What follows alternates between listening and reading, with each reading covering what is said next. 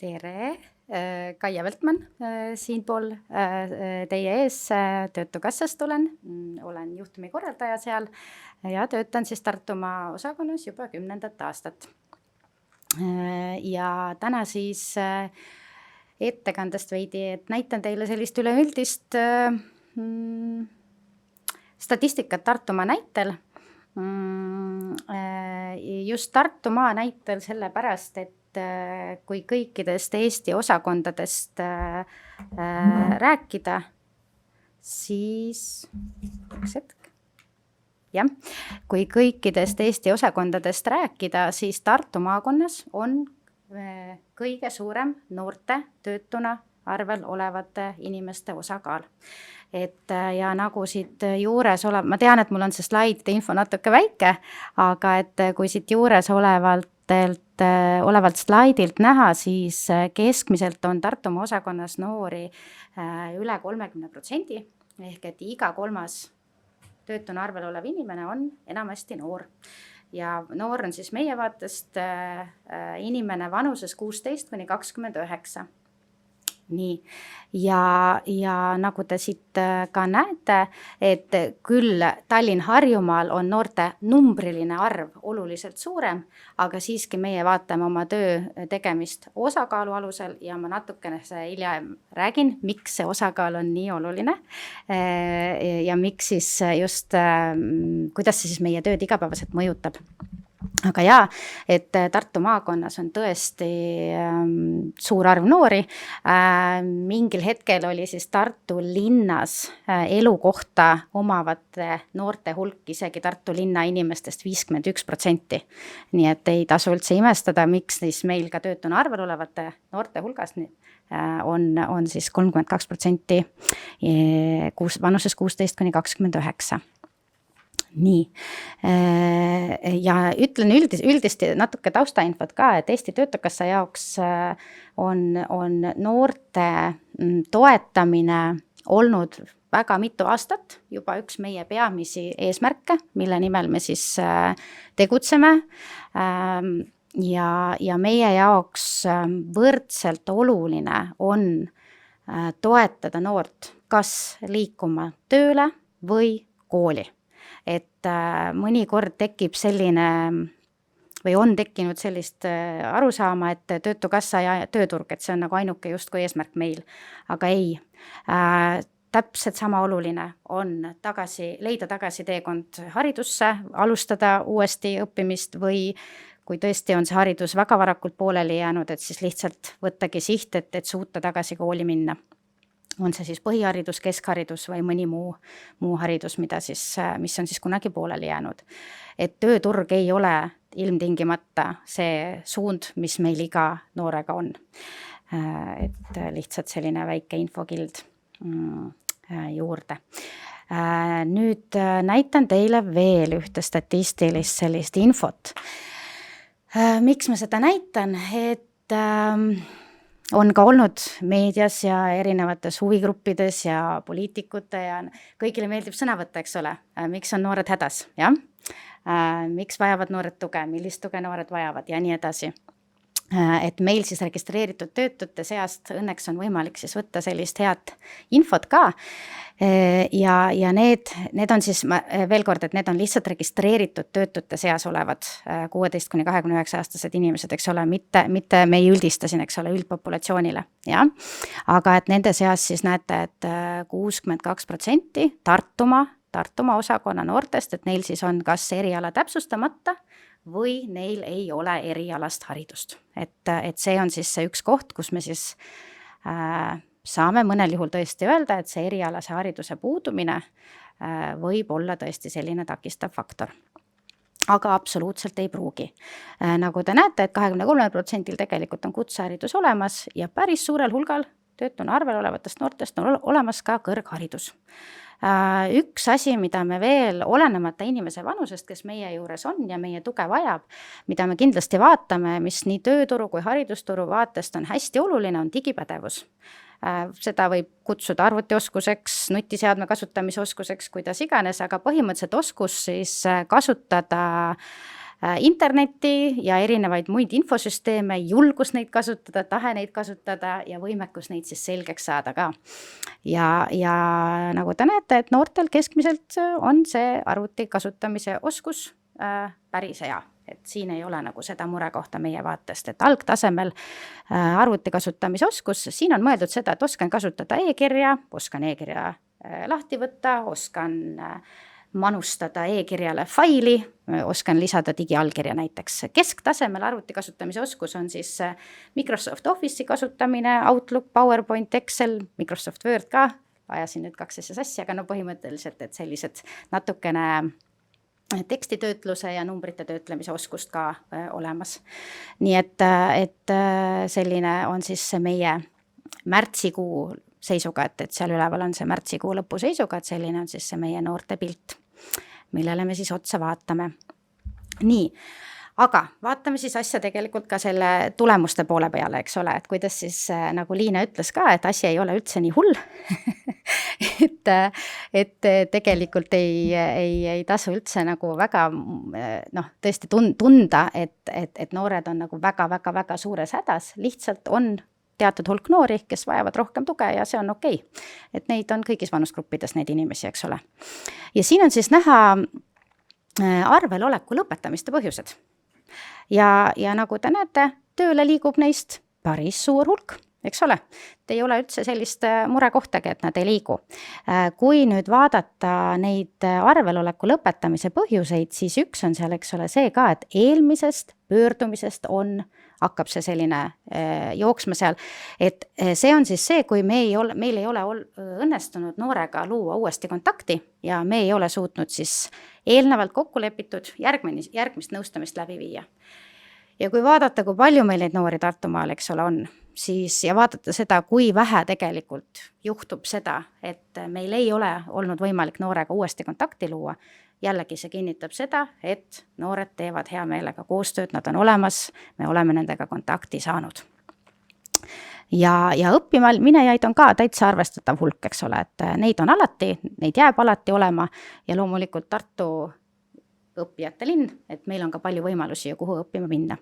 Et siia õppima asumine, siia alla lähevad ka näiteks keskharidus, põhiharidus, eks ole, mitte ainult kutseharidus, kõrgharidus, et siia lähevad siis ükskõik kuhu õppima asumine, et need on siis kõik koos.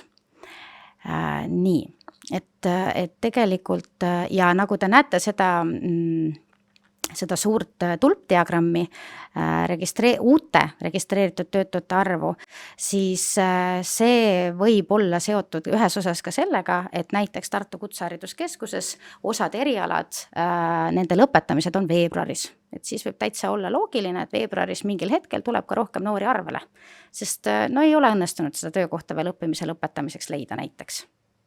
Et või loomulikult võib olla ka seda, et ta on eelnevalt siis katkestanud haridustee, lihtsalt selle esimese semestri, esimese poolaasta jooksul ei jõudnud katkestada, katkestas siis uue semestri alguses ja tegi enda sees siis otsuse, et olgu, proovime siis seda töötukassat ka. Et väga erinevaid põhjendusi. Ja loomulikult töötuna arvele tulijate trendid on hästi sesoonsed Eestis, maailmas, ja Eestis on ka muidugi ükskõik, mis vanusgruppi me vaatame, kuni märtsi lõpuni töötuna arvele tulijate arv on alati tõusu teel. Et seal kuskilt aprillist hakkab see tavaliselt langema. Nii et selles mõttes ei ole siin midagi sellist, mis eristub just sellepärast, et tegemist on 16–29 aastastega. Lihtsalt võtsin selle slaidi kaasa, näidata teile seda tausta, et kust me siis alustame seda koostööd. Nii, nüüd alati küsitakse, eks ole, et kuidas töötukassa toetab, mida te päriselt teete, eks ole, mida me päriselt siis teeme, mida me saame pakkuda noorele, jah? Jällegi, meil on siuke hea andmeanalüüsi taru, selline nagu mesitaru, kus on siis hunnik andmeid ja nagu te näete, karjäärinõustamine. Võiks isegi öelda, et kõige populaarsem teenus. Aga kindlasti teenus, millest ma järgmisel slaidil natukene räägin ka, et miks ta ka teistpidi nii populaarne on. Aga karjääriteenused, et karjäärinõustamine, tööotsingu töötuba ja siis 4. karjääriinfo vahendamine, need käivad kõik karjääriteenuste alla. Nii et need on need asjad, millest me siis alustame ja kuigi koolides on karjääriõppe, meie enda Töötukassa karjäärinõustajad, karjääriinfospetsialistid käivad iganädalaselt erinevates koolides tegema individuaalseid nõustamisi, grupinõustamisi, siis töötuna arvele tulles võib olla täiesti muutunud vajadus.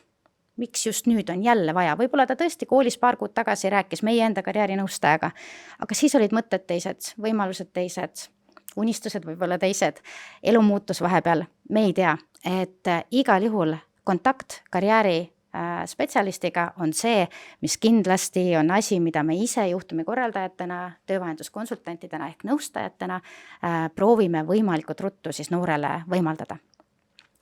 3. kohal on tööturukoolitus. Tööturukoolitus on siis meie poolt võimaldatav koolitus 2500 € ulatuses on noorel siis või üldse igal töötuna arvel oleval inimesel, siin me ei erista, eks ole, vanusgrupiti, on võimalus siis ennast koolitada.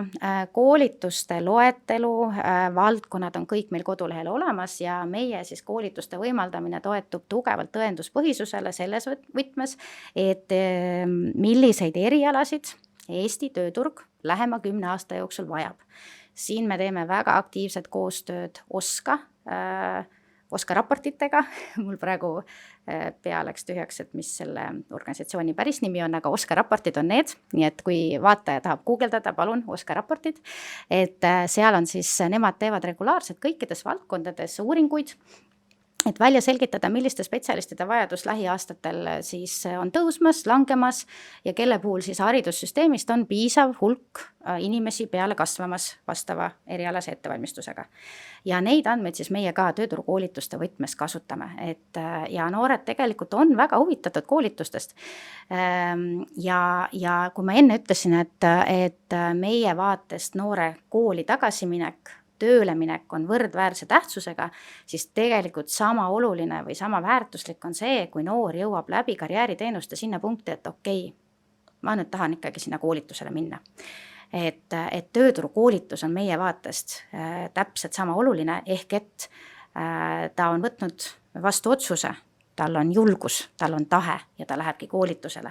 Et see, kõik need teenused ja kõik need meie võimalused, nagu te siin väiksema osakaaluga näete, psühholoogiline nõustamine, tööalane rehabilitatsioon ja nii edasi, need kõik ikkagi taanduvad iseseisvale mõtlejale ja tema otsustusvõimele, eks ole, ja sellele, et mina teen otsuse seda teha.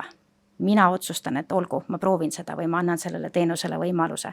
Et need ei ole see, et mina juhtumi korraldaja, ahaa, sina lähed nüüd sinna, sina lähed nüüd sinna, sina teed nüüd seda, et niimoodi me ei tööta.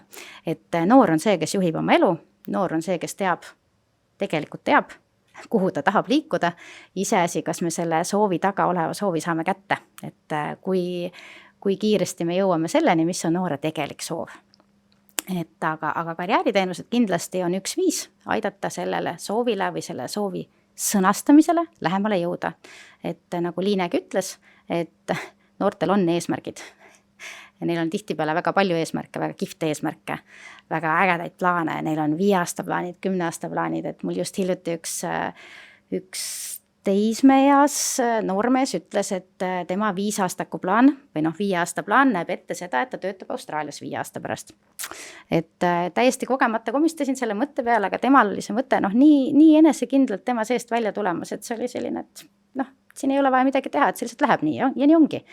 Et ja ma natuke usun seda universumisse heade mõtete saatmist, eks ole ka, et siis väga kihvt plaan tema puhul.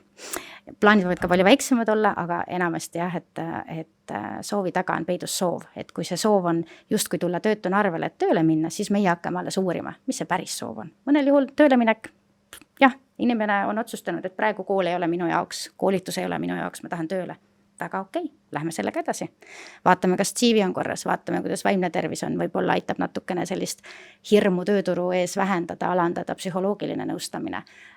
Võib-olla on siin tööpraktika näiteks aitab, et saab enda oskusi näidata läbi tööpraktika teenuse, eks ole, tööandjale. Et mida ma oskan, kuidas ma töökeskkonnas hakkama saan ja nii edasi. Et läheme teele selle mõttega, mis noorel on, eks ole. Või tegutseme selle nimel, kuni me saame selle noore mõtte kätte, eks? Et see võtab aega. Ja nüüd siis natukene sellest, et mida me siis nende aastate jooksul, mis me siis noori oleme siin Eestis toetanud kollektiivselt, et mis me siis nagu välja oleme mõelnud. ja millele me toetume, eks. Meil on olemas selline hästi hea abivahend nagu otsustustugi. Tema hellitusnimi on Ott. Et edaspidi ma mainin teda kui Otti, aga tegelikult on see siis otsustustugi ja otsustustugi hindab tegelikult igat töötuna arvel olevat inimest 35. töötuna arveloleku päeval. Neid skaalal on 4 taset ja on kõrge, keskmine, madal ja väga madal. Täpselt nii ongi kõrge, keskmine, madal, väga madal. Ja mida ta siis hindab? Ta hindab seda, et kui suur on tõenäosus, et 6 kuu pärast on see inimene tööl. Mida nüüd inimesed väga ei taha aktsepteerida ja mille vastu tekib selline vaidlus või selline emotsionaalne, selline, see ei saa nii olla, on see, et otsustustoe täpsus täna on 98,2%. Et 98 juhul otsustustugi paraku, kahjuks või õnneks, eks ole, hindabki väga täpselt. Nüüd, hästi oluline on siit see kaasa võtta, et otsustustugi ei tööta nõustaja eest. Otsustustugi ehk Ott ei ütle mulle, mida mina tegema pean.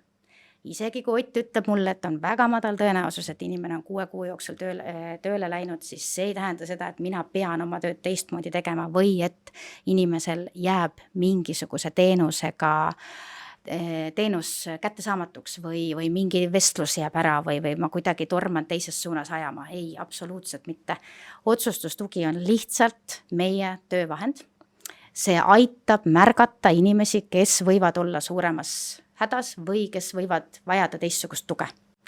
Et puhtalt selle jaoks on ta meile loodud ja otsustustugi ise ei otsusta mitte midagi, ei arvele tulemist, arveloleku lõpetamisi, eriala valikut, mitte midagi. Ta on lihtsalt nõustajale selline täiendav töövahend. Ja mida me siis noorte puhul oleme otsustanud ja mida me ka tegelikult oleme juba praktikas näinud, et see töötab, on see, et kui otsustustugi 35. töötuna arveloleku päeval ütleb, et 6 kuu pärast see konkreetne noor on madala või väga madala tõenäosusega tööl, siis nõustamisvestlused hakkavad toimuma iga 2 nädala tagant. Tööturumeetmete seaduse alusel muidu on see, eks ole, 1 kord 30 päeva jooksul peab olema nõustajaga mingit sorti kontakt, kas e-töötukassa, telefoni teel või silmast silma kohtumisel. Noore puhul, kellel siis Ott enamasti õigesti on öelnud, et see noor vajab rohkem tuge, teeme nõustamisvestlusi sagedamini. Nõustamisvestlused võivad nende puhul täpselt samamoodi olla. Silmast silma vestlused, telefonivestlused, e-töötukassa kaudu küsimustele vastamine. Ja siin on siis kuidas edasi, sellest ma natukene enne juba rääkisin, et nii tööturg, nii õppimine kui ka meie teenused, kõik on võrdselt tähtsad, võrdselt olulised. Ja nüüd see alumine noolekene, et meil on tegelikult ka väga hästi välja töötatud mõte, et mida peab selline miinimumnõuded justkui meile kui nõustajatele, et mida me peaks olema suutnud märgata ja teha esimese 6 kuu jooksul noorega tööd tehes. Et kindlasti kaardistame ära võrgustikku, et kes on need inimesed või see inimene, kes siis noore elus on selline kõige sagedasem kontakt. Õed, vennad, emad, isad, vanavanemad, vanatädid, heaoluspetsialist võib olla, omavalitsuse sotsiaaltöötaja, kes see iganes siis on, et saada aru, kas sellel noorel on veel keegi selja taga. Kas keegi on veel tema jaoks olemas, kas keegi veel astub temaga samas tempos, kas keegi aitab, kas keegi on valmis kaasa mõtlema. Et see on see koht, kus me kindlasti Töötukassa näeb suurt koostöö kasvu võimalust.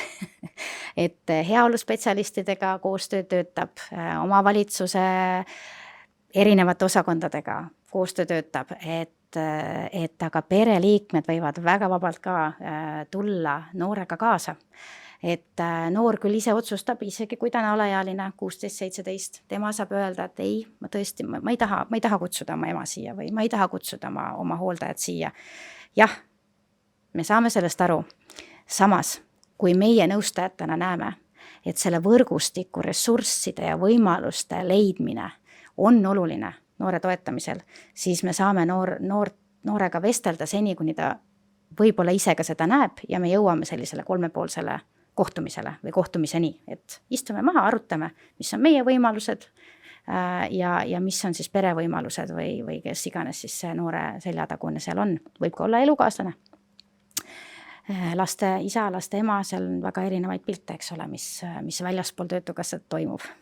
Et meil siis sellised mõtted. Ja üks eesmärk kindlasti on siis ka nende teenustega õigeaegne nii-öelda ühendamine või kokkuviimine. Et kindlasti hästi palju me noortele, isegi kui nad on mitmendat korda töötuna arvel, me ikkagi alustame selles mõttes, et kuidas nende teenustega on, kas täna on mingi uus vajadus, kas täna on vaja midagi üle vaadata.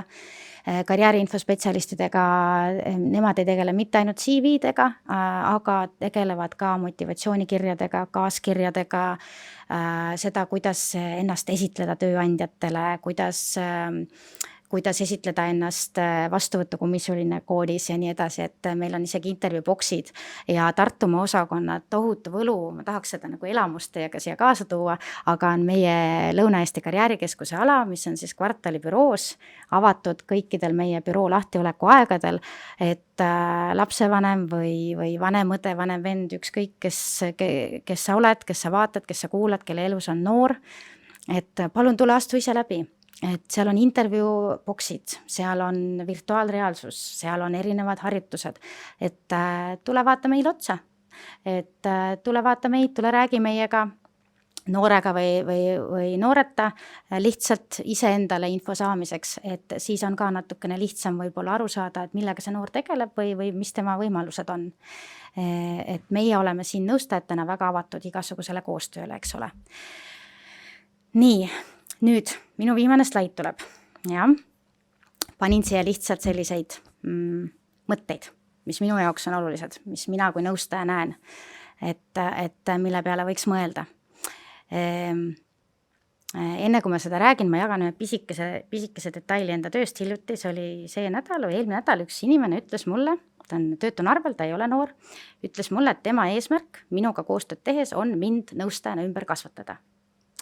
Minul kohe hinges kihvatas, et mis asja, mis mind ümber kasvatada. Aga mõtlesin, et okei, las olla, see on tema eesmärk. Jagasin seda ühe lähedasega, lähedane ütles, et huvitav, et mis õppetundi ta sulle ikka näitama tuli? Mida ta sulle ikka õpetama tuli? Jälle sees kihvatab, mis mõttes, mina ei ole ju selline. Lasin sellel mõttel olla, okei, ei hakanud ennast kaitsma, ei hakanud pisendama seda olukorda. Ja siis eile õhtul avastasin, et jaa, minus on ka see tahe olemas, kedagi ümber kasvatada. Ehk et kõik need inimesed, kes meie elus on, tõesti nad tulevad meile midagi õpetama, eks? Samamoodi meie noored, meie lapsed, meie täditütred, onutütred, onupojad, kes iganes. Et hästi oluline on, eks ole, hästi lihtne on ennast hinnata, eks? Hästi lihtne on ennast hukka mõista. Kui mina mõistan ennast hukka või vastupidi ei taha ennast hukka mõista, aga oskan ainult siis ennast kaitsta, siis on ka väga keeruline mul, eks ole, see noorega kontakti luua. Seda mina kui ema, mul on küll 5-aastane, aga siiski ema ja mina kui nõustaja. Et kui minu sees on mingisugused eelarvamused või mingid mõtted selle kohta, et milline see noor on ta lumehelbeke või on ta vaimse tervisega väga hädas, et siis see tegelikult juba mõjutab seda, kuidas ma temaga vestlen. Et lumehelves, kui see tähendab seda, et ta ei ole nõus seaduse vastastel tingimustel töötama, palun, oleme kõik lumehelbed, lõpetame ära selle, ärme lase tööandjatel ennast kiusata. Et kui see tähendab lumehelves olemist, ma olen ka lumehelves, iga kell. Nii, aga kui sina lapsevanem või pereliige, noore vanem vend, ükskõik kes sa oled, kellel on mure oma noore pärast või kes lihtsalt tahab paremini aru saada, miks see töötukassa üldse on, miks ta just noortega tegeleb, mis seal noorele võimalused on. Saame kokku, tulge osakonda, tulge vaatama, tulge rääkima, noore käest saab küsida tegelikult nõustaja nime, kirjutage, teeme 3-poolseid kohtumisi, saab Teamsist teha, saab büroos teha, kõik variandid on okeid. Üks asi veel, mida nüüd väljaspool mida meie teeme oma töös, aga mis kõik võiks olla noore ümber, eks ole. Vähem hinnanguid, vähem silte. Iga pingutus, mis noor teeb, see on suurepärane asi. Tunnustusega ei pea üle pingutama, et iga asi on kui olümpiavõit, aga noor on suutnud iga päev enam-vähem ühel ajal tõusta võrreldes varasemaga, kus ta suutis voodist tulla äkki võib-olla kella 1-2 ajal päeval. aga nüüd on ta mingil kummalisel põhjusel kell 9 hambad pestud ja kuidagi nagu planeerib midagi seal. Või kell 12, mis iganes see kell, eks ole, on selline teistmoodi. Märgake. Vau, sa said sellega hakkama. Väga äge, väga lahe. Märkame pisikesi asju, väikseid asju, sest need eduelamused on need, mis meid toidavad. Meid, täiskasvanuid ja neid noori. Tunnustame läbimõeldult, eks ole. Oi, sa oled nii tubli. Jaa, see võib ka olla piisav tunnustus mõnikord. Aga see, et kuule, ma näen, et sa said selle olukorraga päris hästi hakkama. Ma tean, et see vestlus oli sulle raske. Ma tean, et sa ei tahtnud siin olla. Aga sa said sellega hakkama. Suurepärane. Et see, näitame enda haavatavust, siis näeb noor, et temal on õigus olla haavatav ja sealt tuleb see kontakteks. Mitte kunagi ei ole hilja hakata looma kontakti oma noorega, olgu ta 16, 22, ükskõik kui vana ta on, mitte kunagi ei ole selleks hilja. See ei ole olemas halba aega selleks. Ja meie eesmärk tegelikult on ju kõigil täpselt sama. Meil on oma tee leidnud iseseisev otsustaja ja tegutseja. Vastavalt võimekusele meil on tõesti väga erinevaid noori, meil on intellekti langusega noori, meil on vaimse tervise muredega, meil on füüsiliste muredega, aga meil on ka väga krapsakaid ja asjalikke noori, kes lihtsalt on segaduses või kes lihtsalt ei tea. Mul oli üks noor, kes oli 7 korda jõudnud erinevaid koole katkestada äkki. Jah, 7 korda.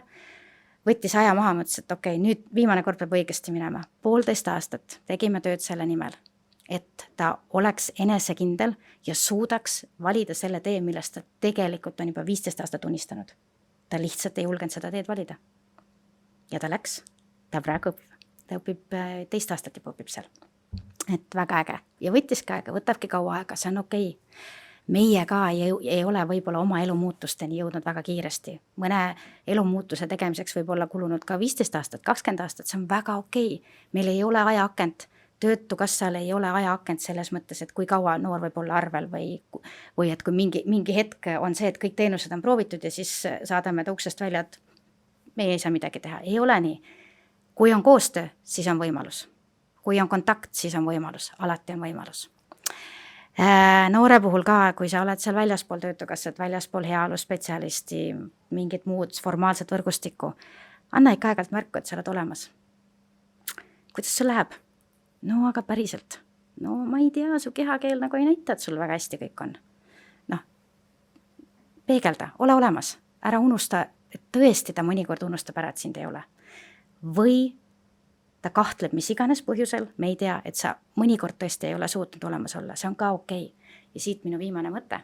Kui mina ei suuda olla olemas ja toetada hinnangu vabalt, siis ütlen seda endale, märkan ja kui vähegi minus seda nagu vaimset ruumi on, otsin endale abi, sest minust ei saa olla tuge, kui mina ise olen hädas iseendaga. Eks? Et see on asi, mida ma oma töös nagu väga palju näen, olenemata, mis vanusgrupp on, et kui selle inimese, kes iganes minu üle laua minust istub või telefoni vestlusel teisel pool on, kui tema ümber on keegi, kes vajab rohkem abi, siis väga lihtne on mõelda, et ma ei taha teda segada, tal on niigi, ma ei saa temaga arvestada. Et jah, see on tõesti nii, aga kui see inimene, kes minul üle laua on, vajab abi, siis tegelikult vajab abi ka see teine inimene, eks ole. Ja kui nad koos teineteist aitavad, siis sellel on mingi mõte, nagu me räägime paarisuhtest või ka koos ühes leibkonnas elavatest inimestest. Ja see võib olla tegelikult nii äge vabastav kogemus, kui me koos hakkame ennast toetama. See on nii vinge. Näiteks minul on veel kord, mul on 5-aastane poiss, väga iseteadlik, väga tugeva natuuriga, väga vahvu krutskikutt, aga kui tema suudab märgata midagi, et mina näiteks ükskord ei läinud närvi või vastupidi, kui mina märkan, et tema suutis natukene enda emotsioone taltsutada, siis me saame koos tähistada, sest me oleme mõlemad nii tublid olnud täna, nii äge. No ja järgmine päev läheb ikka nii, nagu järgmine päev läheb, kui kumb meist on näljane või väsinud, eks ole, et oleme inimesed. Aga et need pisikesed võidud, neid saab koos tähistada. Ja sealt ka see kontakt kasvab, eks ju. Et jah, minu mõtted siit tänaseks on siis sellised, et oleme koos, märkame ja hinnangud täiesti ebavajalikud. Vaatame nendest üle. Aitäh!